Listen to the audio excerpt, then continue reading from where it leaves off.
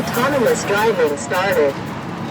Turn left turn. We're riding the back of an autonomous truck.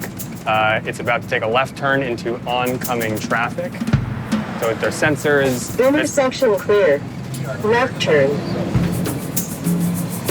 It's accelerating on its own, it's braking on its own, it's steering on its own. The trucking in the United States is like a $700 billion a year industry, and it employs 1.8 million people. Thus far, it's been pretty immune to the changes of globalization and technology, but that's about to change with technology like this. Left turn. Entering highway. There's an operator here, there's a safety engineer here, because they're still experimenting, it's still kind of in development. Speed limit 65. Have you put your hand on the wheel at any point? Not at all. Not touching the wheel at all. This is like a pretty complex traffic situation. There are cars merging, there are cars passing us. This truck is changing lanes to go around slow traffic, anticipating when people are stopping. And honestly, I just kind of can't believe it. It's driving itself, and it's doing a pretty good job. Right turn. Here we go, making our right turn into our driveway. We recognize that this is a highly disruptive technology on the order of 10 million people, and displacing rapidly that many people would have a dramatic societal impact. We certainly don't want to see that. We're not targeting that. We're focused on relieving a shortage. But what we're hoping is that there will be a natural evolution into the jobs of the future, just as there has been in every other technological change. What do you tell a trucker? We try not to tell truckers things, we try to listen.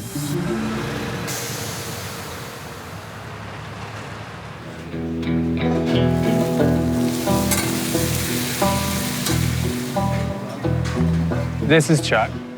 Hello, Chuck. Chuck runs a company that is developing and is going to produce self-driving trucks that are autonomous, that do it themselves. You guys are truck drivers? Yes, sir. How do you feel about it? The truck doesn't have a driver in it, and somebody at headquarters is sitting behind a monitor. No, there's a driver in there. No, in the future, when there isn't, once it's fully tested and we don't need to have a driver in the driver vehicle. assist.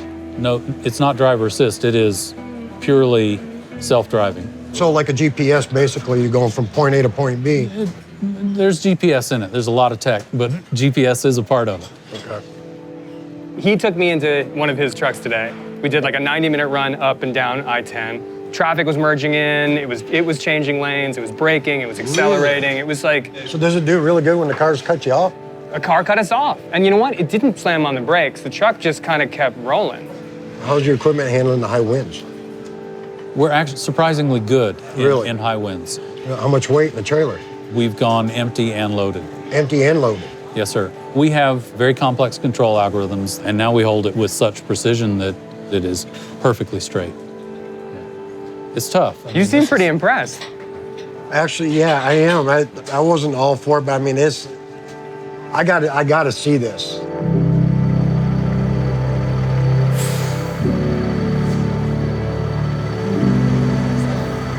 That's laser. That's LiDAR. It's a laser, like a laser radar. What do you love about driving a truck? Oh, God. I love to drive. Me, it's a privilege. It's a privilege to get out there, get behind the wheel of 80,000 pounds, drive that thing down the road, knowing, hey, you know what? I can do this. You can't do it. No, I can't. And I know I'm providing the U.S. I'm providing the world with whatever I got on the back of my freight. I deliver your clothes, your food that you're eating. A lot of people don't see that. And it's a good feeling as a driver, as a human being. You really got to have faith to rely on, is this going to kill me or? Yep, and we'll have to do a lot of testing to prove that. All right. That's definitely different. Over the next year, we're building a fleet of 200 trucks, and we're going to be operating them day and night just to validate it, to prove it. We have to prove to you, we have to prove to the regulators, to the states, we have to prove to ourselves. When you ask me what would I do if I didn't drive, I can't honestly answer that because I really don't know what I would do. I'd be scared.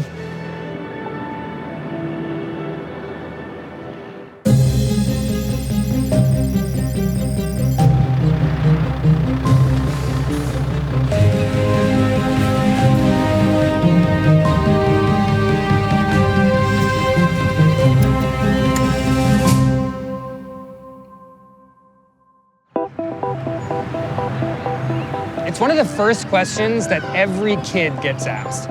What do you want to be when you grow up? Previous generations grew up confident that no matter the answer, they'd be something. That's actually not so certain anymore. Automation already affects most jobs, but the pace of change and the sheer capabilities of artificial intelligence are revolutionizing our relationship to work, something economists are paying close attention to. Technologies are tools. They don't decide what we do. We decide what we do with those tools. If we have more powerful tools, by definition, we have more power to change the world than we ever had before. It took about 600 years for global average incomes to increase by 50%. Wow. Here we are from 1988 to now, almost 50% or more increases across the board of humanity. This is because of economic freedom and because of technological progress. It just expands the possibilities and therefore expands our income so much more quickly than we've ever seen before. The problem is that as the economic pie has gotten bigger, not everyone has shared. Wages at the bottom today are the same, adjusted for inflation, as they were 60 years ago. So all that growth didn't go down to the people at the bottom. The future of work has even caught the attention of experts like Richard Haass and the Council on Foreign Relations, who've authored a report on the threats it poses to geopolitical stability. Millions of jobs are beginning to disappear. You've got now a whole new generation, whether it's artificial intelligence, robotics, autonomous, or driverless vehicles that are coming along that will displace millions of workers in this country, in the United States, but also around the world. And if suddenly these technologies come along and they destroy our existing relationships, the stakes for us as individuals are enormous. And unless we can replace all that, what's going to come of us? Now you drop a few drops of blood in the shark tank. Which is AI. And machine learning. And we're going to shut down factories. We're going to replace truck drivers. What if everything in the country's owned by 3 people who are the ones who invented the robots? Yeah, Jeff and Bezos, we're all begging them Mark for a Zuckerberg. crumb. Right. What can I eat today? Please, will you hand me something? You can see why people get upset even thinking about it. Your blood is going to boil. The discontent that is evident in the Brexit vote in 2016, the vote for Trump in 2016, what is very clear, there's a lot of discontent. A lot of people have not been doing very well. It isn't clear how long we have before the political system comes under enormous stresses. We as a society have not even begun to have a sustained or comprehensive national conversation. And what worries me is by the time we really get around to dealing with this, it's going to be too late.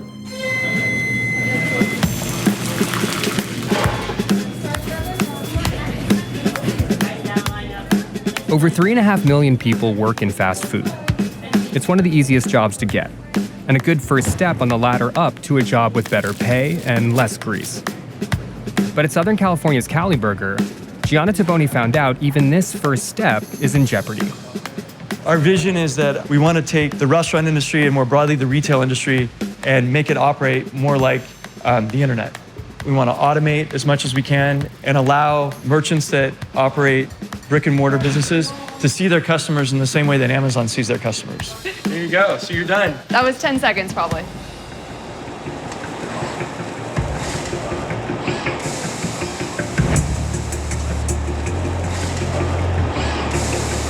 This was our first robot to work on the grill.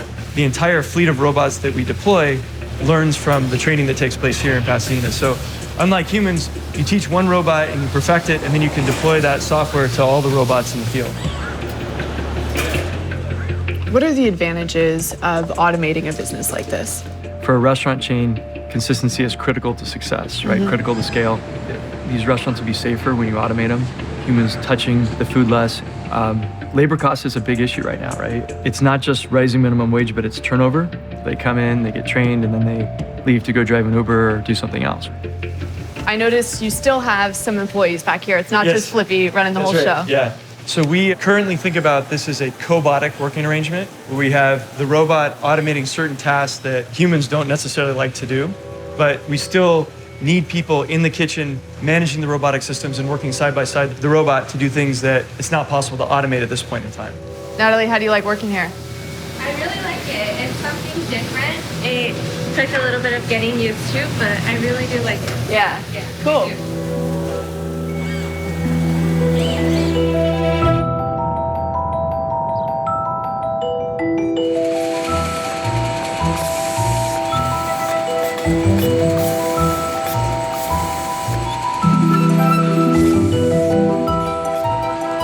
Cobotics is a new word, but the idea has been around forever.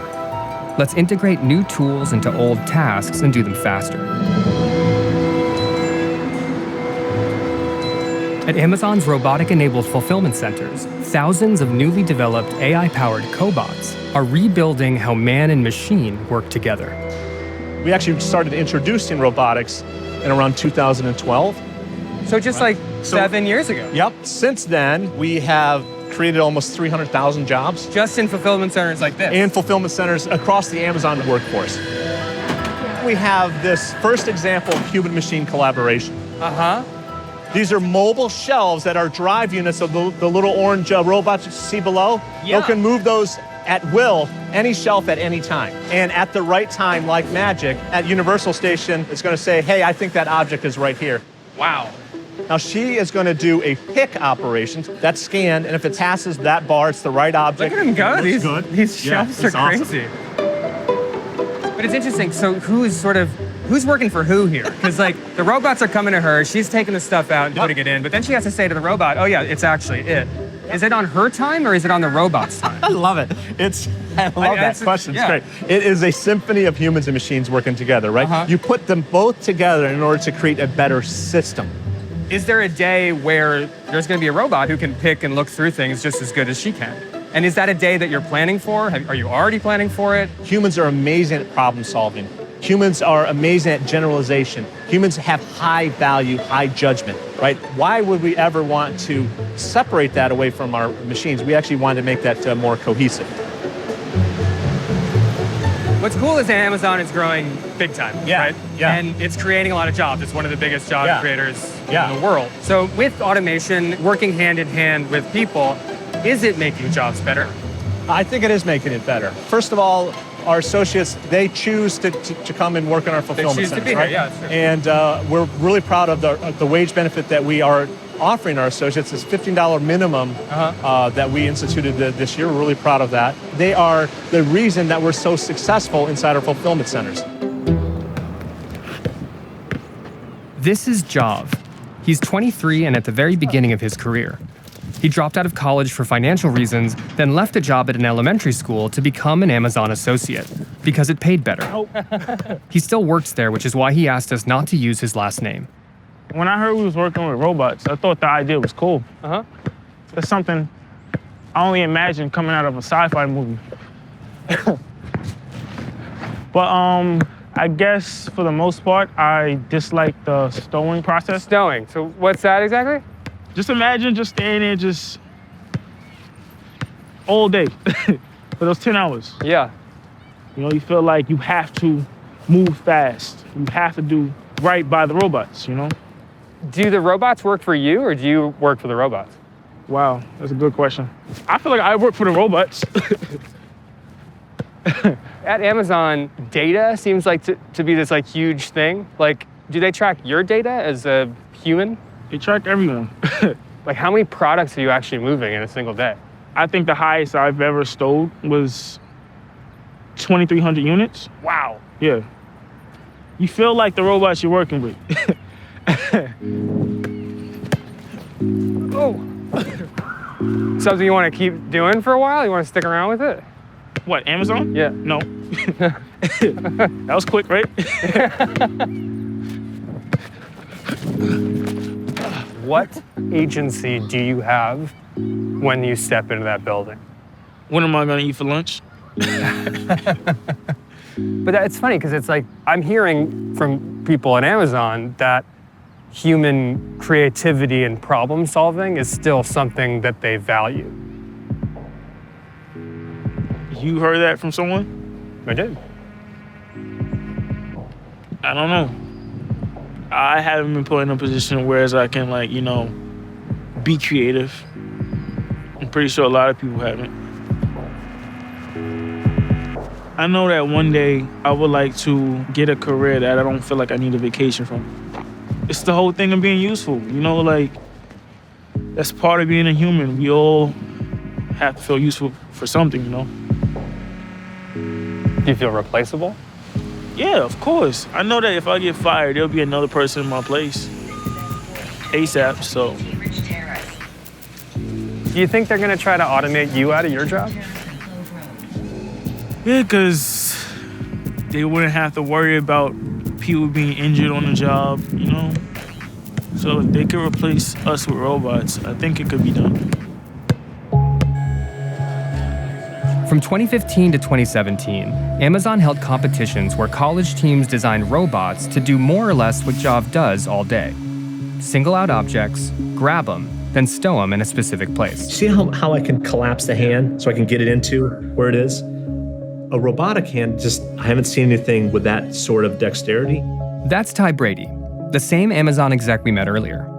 Sure, he hasn't seen a robot perform that task yet, but that's exactly why it's the holy grail for making robots as physically versatile as humans.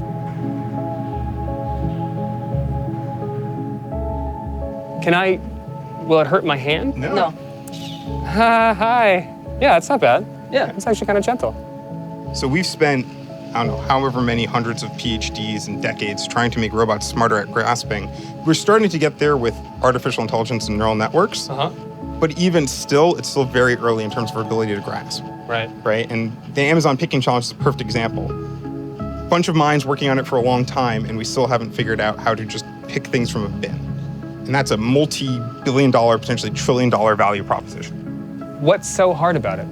Computers are smart, right? What we think is hard is very different from what computers think is hard. So we think that being a chess grandmaster is a hard challenge, but the computer can just go through all the possibilities. Whereas this, there's infinite possibilities to grab that apple. What happens when we crack the grasping problem?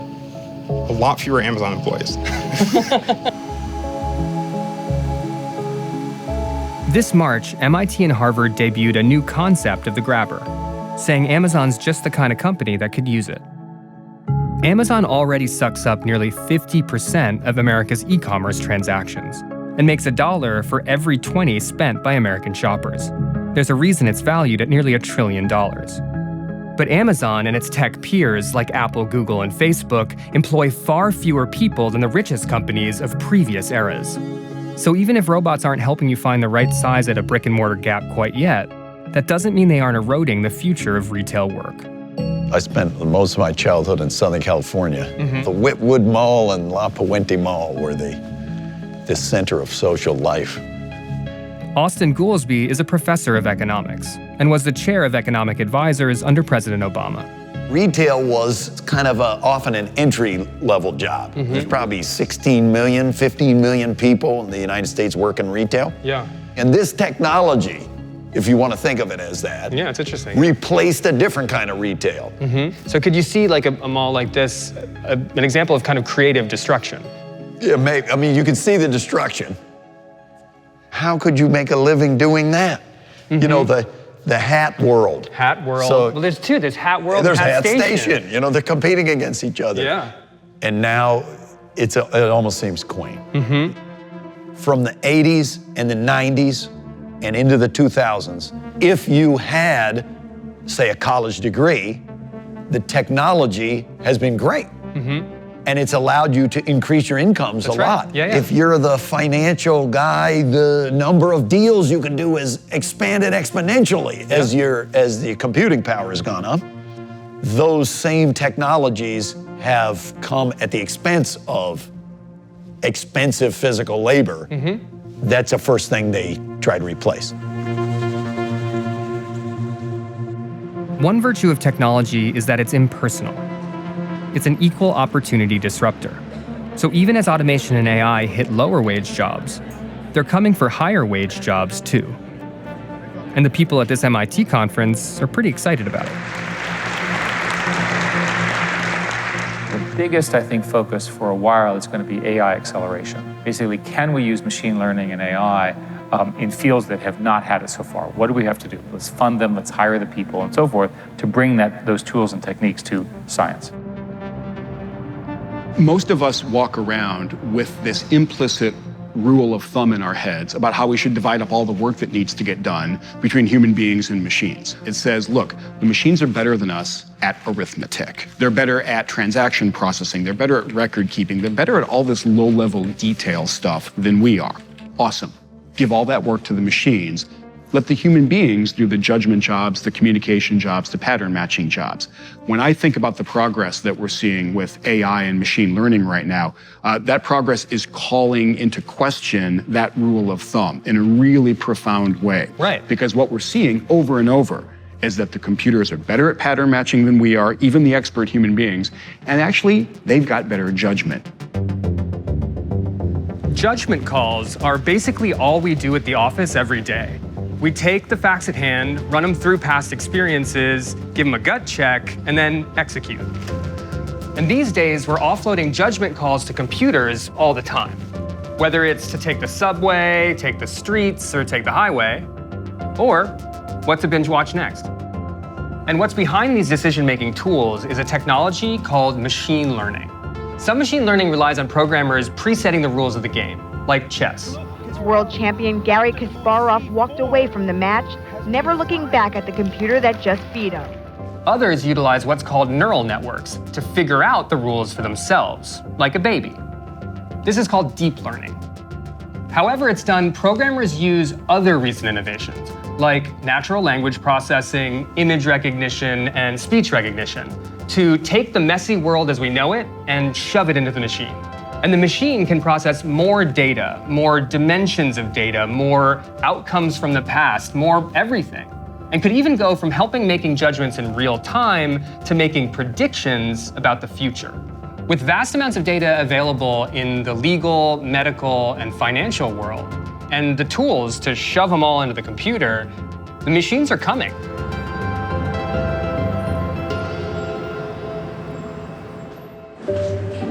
Gianna visited a tech company called LawGeeks to see whether their new machine learning software could put lawyers on the chopping block.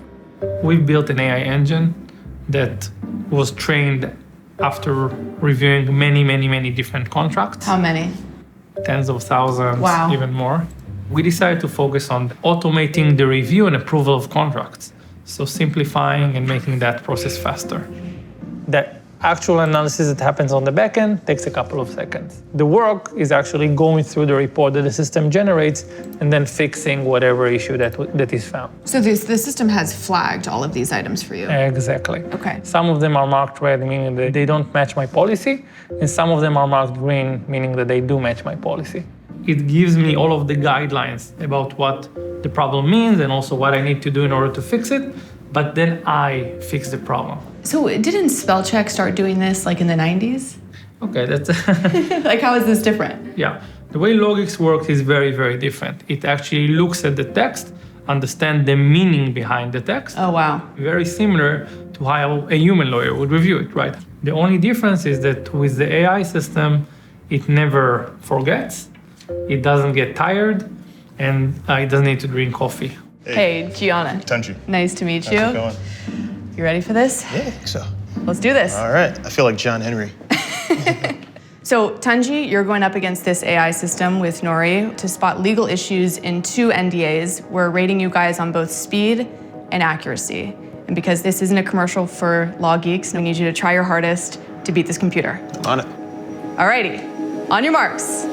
Get set, go!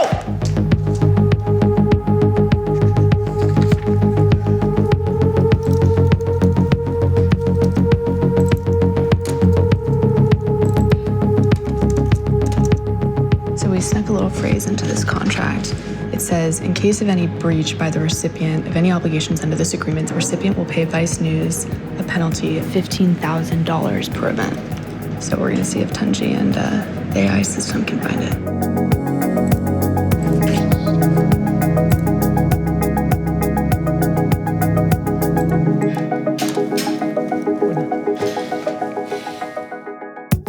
Poor Tunji is just still working away over here. So far, it's taken him more than double the time that it took the computer. Meanwhile, Nori and I just got a coffee. He's having a meeting right now. Pretty clear just how much time this technology saves. Done. Okay, guys, the results are in. Okay. Law Geeks, 95% on the first NDA, Tenji, 85%. Second NDA, 95% for computer, 83% for Tenji. You don't seem disappointed. I wasn't disappointed when the iPhone came out and I could do more things with this new piece of technology, so this is exciting to me. So, Nori, did the computer catch the phrase we put in there about Vice News? Yeah, the computer caught it and I was able to strike it out. Tenji, did you catch it? I straight up missed it. I didn't see it at all. We take cash, check, whatever you got. Just kidding. So McKinsey says that 22% of a lawyer's job, 35% of a paralegal's job can now, today, be automated. So then what happens? These jobs don't go away, people just take longer lunch breaks or take on more clients or what? We're kidding ourselves and we think that things are not going to change. But similar to pilots, with the autopilot, it's not like we don't need pilots anymore. Could this technology pass a bar? No. Okay, so we still need lawyers to be signing off on these legal documents, even if they're not doing the nitty-gritty of them. Absolutely. Defining the policy, serving as escalation points, handling negotiation, and then also handling more complex contract categories. You have a new generation of lawyers that are much more tech-savvy. The ones that can actually leverage technology are the ones that manage to prosper. Unlike the law, medicine has always been intertwined with technology. But its relationship to robotics isn't just graceful, it's miraculous. What is the most groundbreaking thing about how far we've come with robotic surgery? So robotic surgery allows us to really treat tissue in a more delicate way, allow us to be much more efficient in suturing, decreasing bleeding. We are improving outcomes, shortening hospital stay, and that's why we're using it more and more now. So the robot is enabling surgeons, and by enabling surgeons, is giving access to more patients to minimal invasive surgery.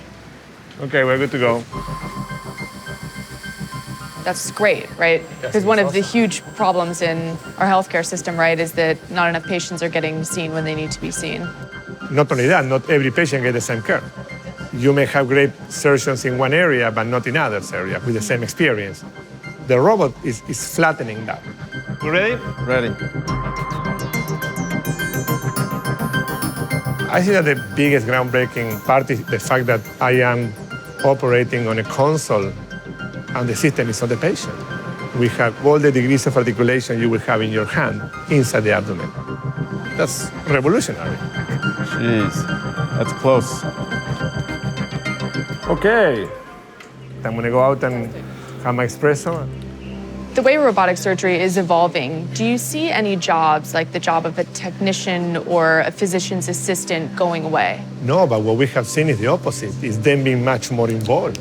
Okay, stapler. Loading up the seam guard. You need a nurse that knows how to move it around. You need a scrap tech that knows how to load the instruments, how to clean the camera, how to move the arm, how to undock. Right. I like it a lot there. What do you think? Yeah, looks good. Only good? Perfect. Eh? Unbelievable. Look at that. How do you think automation will evolve in this area? The anatomy changes from patient to patient, but with machine learning, the system will be able to recognize different tissues. And I'm sure that in the next year, we're going to see the system telling you that's cancer, that's not cancer. Wow. And that's where the benefits are going to be. Finance has been cashing in on the benefits of machine learning for years, hiring so many programmers that it's virtually indistinguishable from tech. Michael Moynihan visited Goldman Sachs to see how they're leveraging AI's predictive capabilities to make more money. How has your job changed, and how has this industry changed? Over time, there's been a lot of automation. I think it lends itself naturally to trading, right? If I'm trading Google, if I have to make a decision whether I'm going to buy it or sell it at a certain price, there are hundreds of variables that go into that decision. And you can code an algorithm to assess all those variables, and when you swing that bat 1,000 times, it's going to do it more efficiently than a human would. So when you look on the floor of the New York Stock Exchange, there aren't a lot of traders down there anymore. If I went down there today, what would I see? You wouldn't see a lot of people. You might see them clustered. Little tiny clusters of people? There'll be a cluster. So to be in this industry now, Do you need to understand lines of code and what they do and how to produce it? I would say more and more, yes. If we look at this firm, like the number of engineers, technologists that we have here, we're probably the largest division within the firm. So you have a math background? Yeah, math and computer science. So but yours is economics and computer science? Yes. But you learned this on the fly? Yeah, in school or here. More likely, most of the things were picked up here. Can I see, like, an algorithm? Give me some sense of, code. I'll show you a really simple example. So in this case, I'm going to run a volatility function, essentially an algorithm, and this is showing me now on a 22-day rolling basis what's the volatility level of the S&P 500. Essentially, we would write code to do that. So in this library, this is the volatility function. It's actually fairly simple, but we're using... I'm sorry, that's fairly simple? This is a lot of documentation. This is actually a fairly simple algorithm. It's essentially the code that's generating what you're seeing. It looks terribly complicated to me. People like you guys still need to exist to create these things, right? I mean, are they self-sustaining, or can you write yourself out of a job? I think that would be hard. Yeah. Formerly a tech CEO, Marty Chavez is now global co-head of Goldman's securities division. It strikes me, obviously, that this is an industry that has been on the forefront of using AI, computers to, make big decisions and make a lot of money. What has that done to the kind of, the job market even within this company? It's creating new jobs that couldn't have existed before.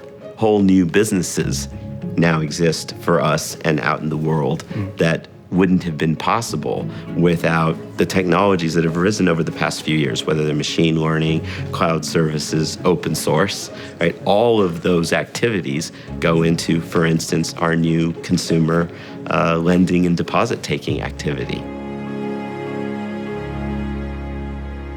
You know the counter-argument to this, don't you? These are jobs that are being created for smart people, educated people, rich people. Mm-hmm. The other people out there who are being made redundant by robots don't have the skills. It's only for a rarefied few. How do you respond to that? Technological change is disruptive, and there's a lot of pain, and it's something that we must concern ourselves with. What do you do during the disruption, which has been continuous since the agricultural and industrial revolutions, and I expect it will continue and will accelerate in all likelihood. And so sitting back and complaining about it, sitting back and doing nothing about it, don't seem to be options. At the same time, I don't think the answer is to stop the progression of technology. Haven't seen that work.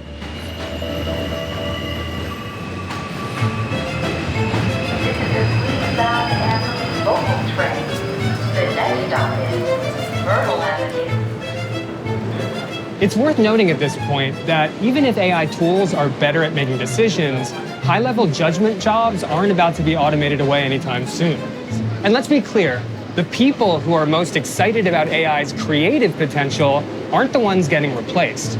So the question becomes, as this disruption accelerates, how do you benefit from it if you're not already rich or white or male or have a spot at the top?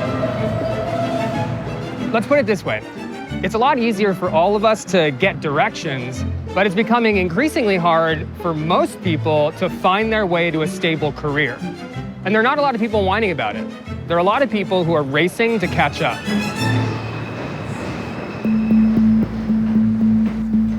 We visited a class at Priscolas, a nonprofit that skills up people in New York and other cities around the country for free. And this is indexed on.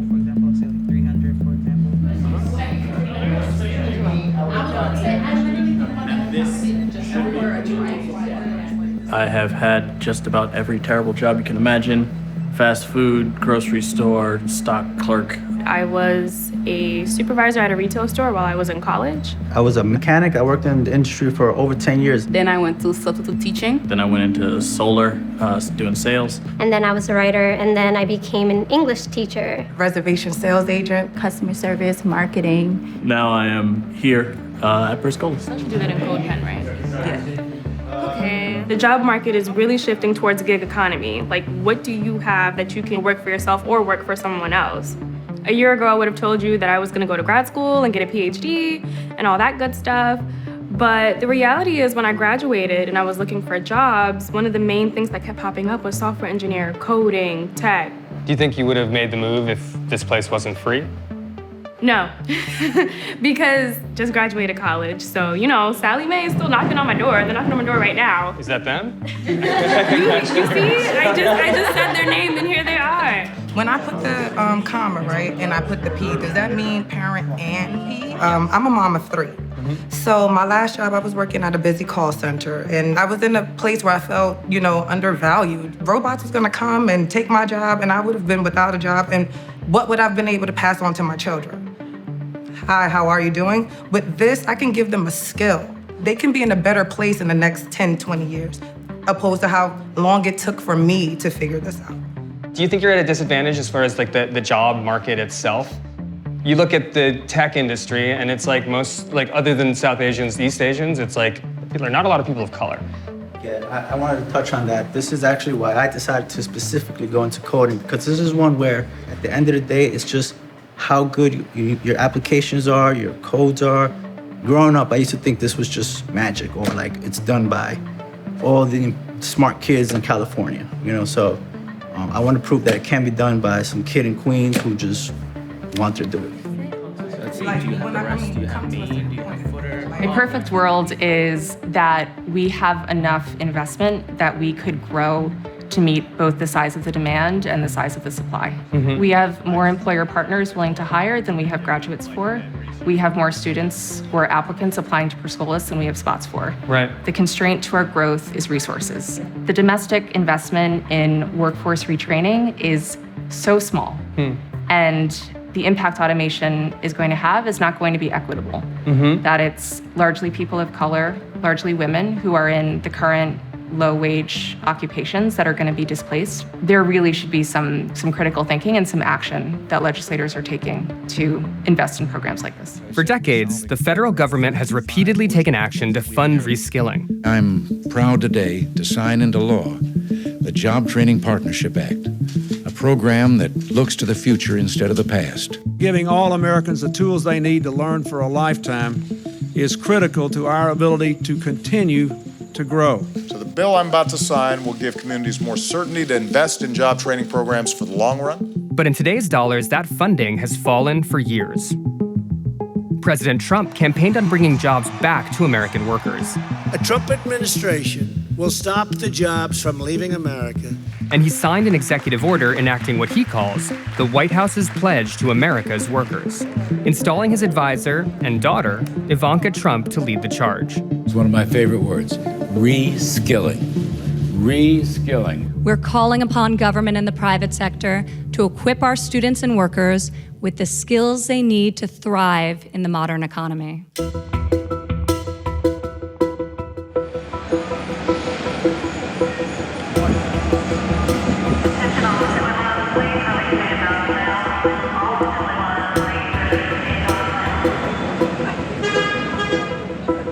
The Trump administration's strategy on reskilling America's workforce is a lot like its strategy for other big problems America is facing.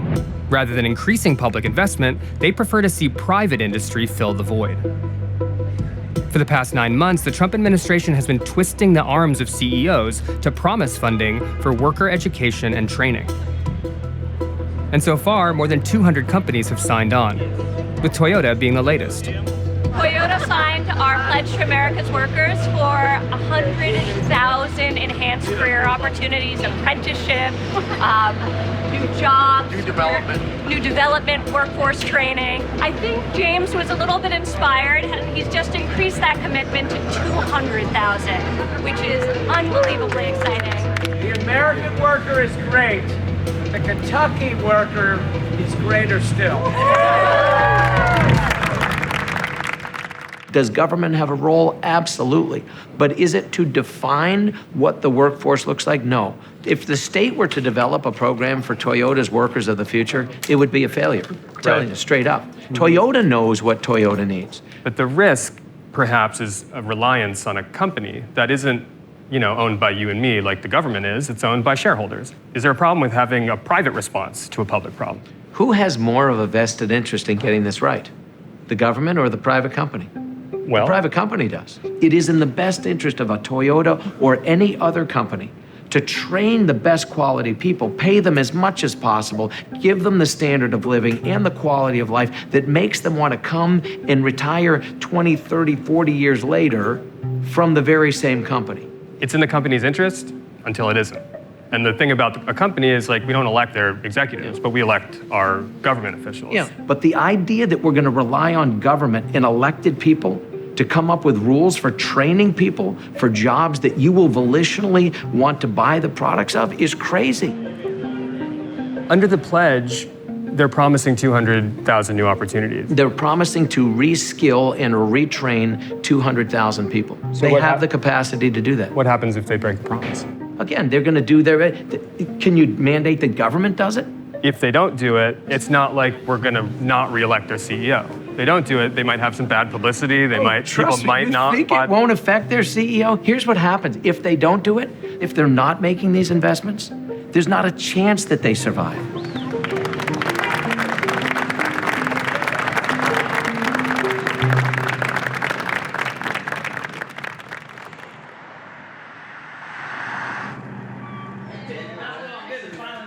This is Landon and Tim, two buddies who work together at the Toyota factory. Tim's just retired, but Landon sees himself working at Toyota for decades. It must be kind of nice to at least know that, like, at a high level, they're thinking about your jobs, the things that you guys do, the opportunities that you guys have. Does it strike you that way? With Ivanka, I just looked and said, okay, it's PR. Do people want to be reskilled? If their job depended on it and they know it's coming, I would say sure, yes. It would be, depending on your personal circumstances, that could be very hard because if you work, a full shift and you have a family, you may only have an hour or two of free time a day.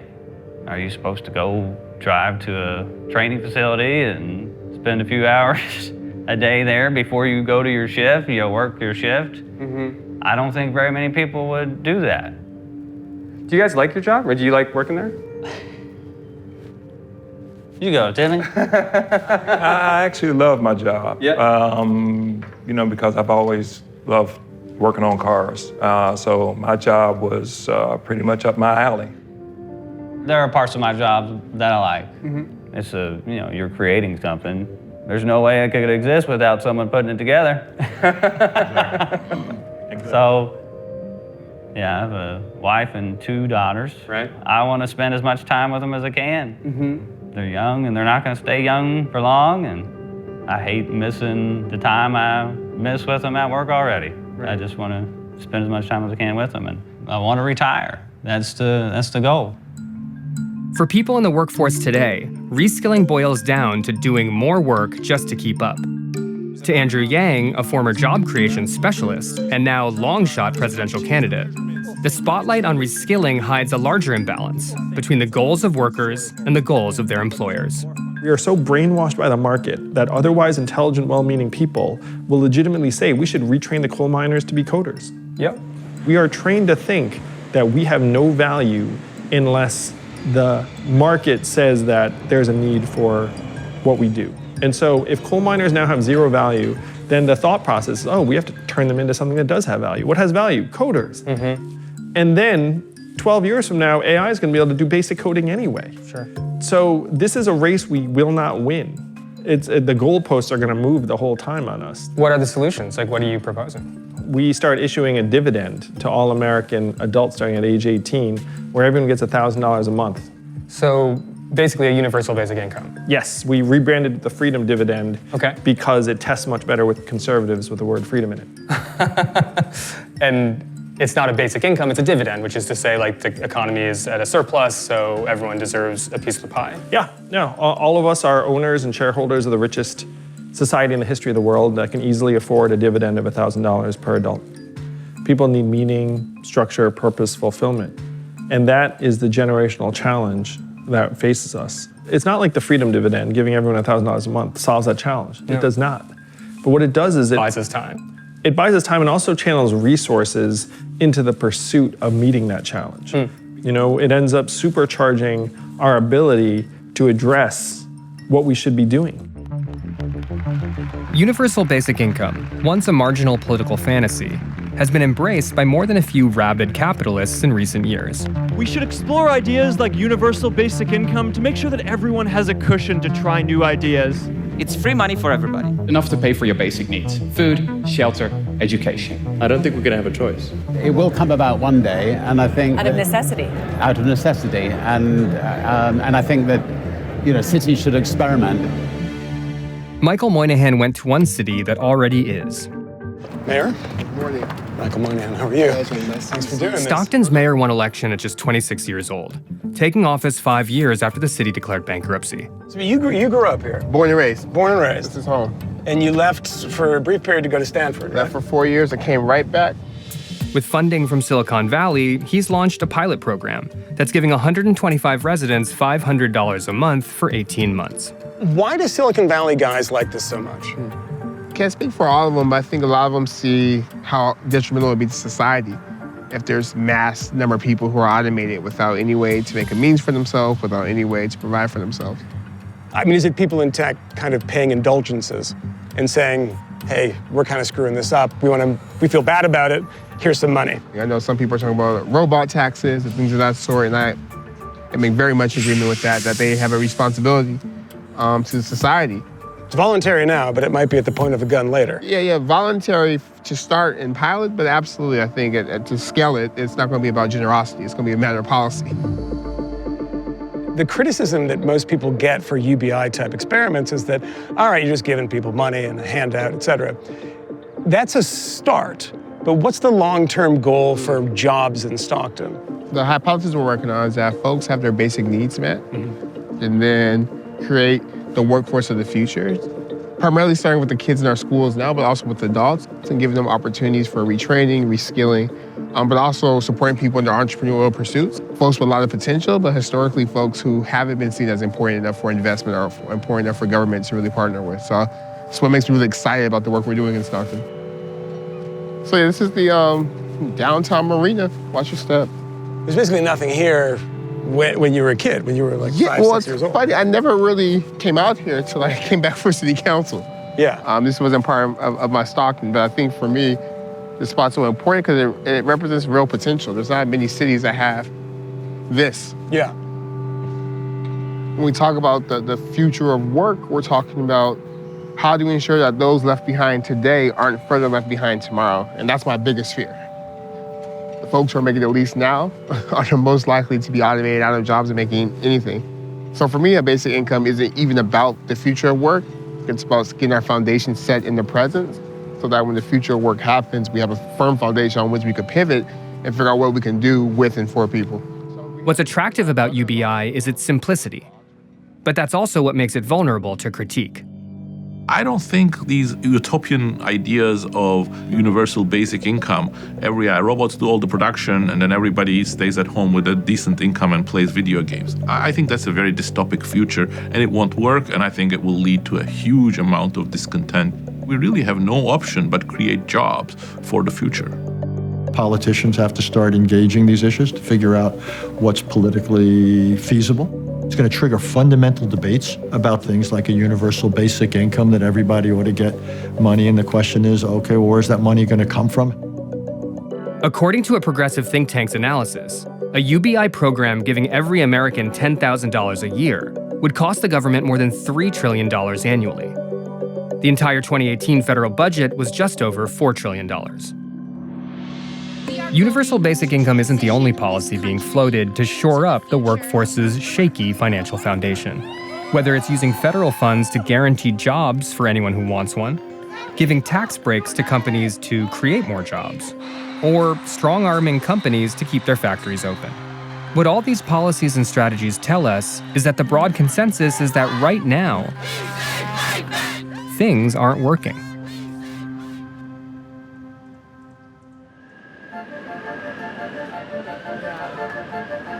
We've designed a system where, as the technology creates more wealth, some people, bizarrely, are made worse off. We have to update and reinvent our system so that this explosion of wealth and productivity benefits not just the few, but the many. This challenge of new technologies is not taking place in a vacuum. This country is already divided. It's divided geographically, it's divided culturally, politically. We've got to be prepared for the fact that it could actually take the social differences we already have and make it worse. There's got to be a sense of urgency here. A higher level of disconnection, alienation, more declines in social capital, more groups of people left behind, more geographic areas left behind.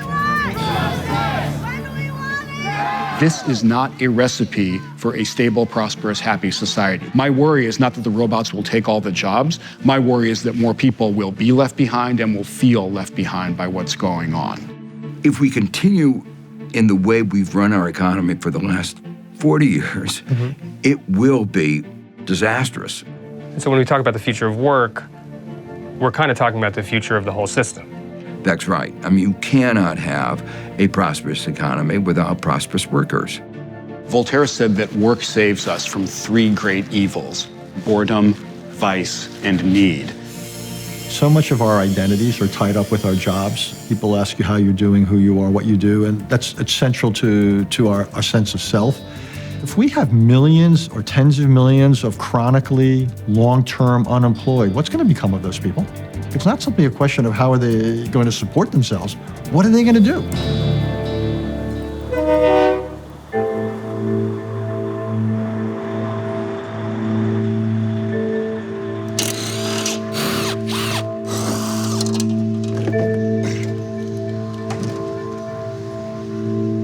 SCR outlet duct sensor drift.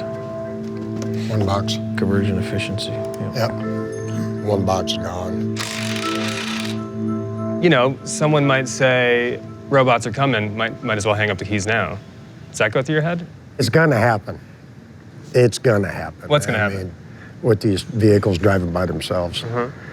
Change is good, some change ain't good. You know, I mean, that's gonna be a lot of people out of work, and What do you think they're gonna do? it's gonna be a crash. I mean, I think there'd be a lot of outrage, riots more or less. You know what I mean? Sure. Because they're gonna fight to try to keep their job. I mean, would I do it? Yeah, I would do it. It's gonna be a chain reaction.